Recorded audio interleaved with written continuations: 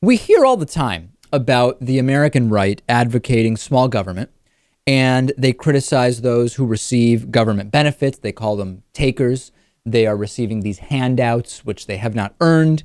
They're in favor of people doing it themselves, pulling themselves up by the bootstraps rather than relying on others. And of course, they're in favor of paying less taxes and not seeing their taxes redistributed, evil redistribution to those who have not earned it. In fact, this was a big theme of the 2012 presidential campaign. Remember Mitt Romney talking about makers and takers and saying about 47% of the country are takers or makers, or I don't remember what it was, but not to be completely clear, about half the country he thought were pathetic lowlives who just received stuff from the government and that was it, and there was no way to fix them.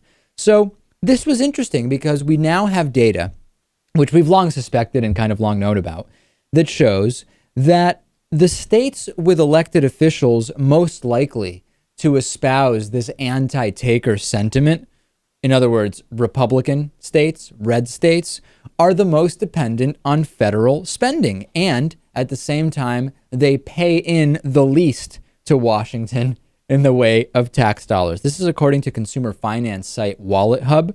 They crunch the federal tax and spending data, and then they rank states. What states are most dependent on Uncle Sam and which states are least dependent on Uncle Sam. And as you can see in this map that's over my shoulder, if you're watching today, green states are the least dependent. In other words, they pay in way more to the government than they get back. They are, in other words, subsidizing other states. At the same time, the red states on the map, which happen to also be red states politically when it comes to voting for Republicans, are the most dependent. So the most independent state is Delaware.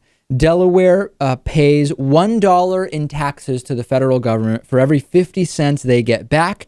They also have the lowest rate of federal contracts received, and this as a proportion of taxes paid. And they have the highest gross domestic product per capita at close to $73,000. Delaware is subsidizing red states, getting the fewest government contracts, and still producing the highest GDP. The states that are taking the most from the federal government and really from the blue states are Mississippi and New Mexico. Both states take in about $3 in federal spending for every dollar they contribute. And the state with the lowest return on taxpayer investment is South Carolina. South Carolina citizens pay about $1 in taxes per capita for every $7.87 in federal funding received. That's right. Super red, super conservative, super pro-family, pro-Jesus South Carolina is taking 7.8 times more from the government than they take in. Can you talk about redistribution of wealth here that Republicans claim to oppose? Look at the redistribution of wealth that is keeping the red states afloat. Yeah, it's incredible. Just imagine what this country would be like if all of the states we're talking about here modeled themselves after the states that were far more independent. Listen, as a legal resident, Lewis, of Massachusetts and now living here in New York, I am taking the conservative point of view, and I am sick and tired of seeing my tax dollars go to help these takers in red states like where you are in Texas, Lewis. This is redistributing my money to people in red states.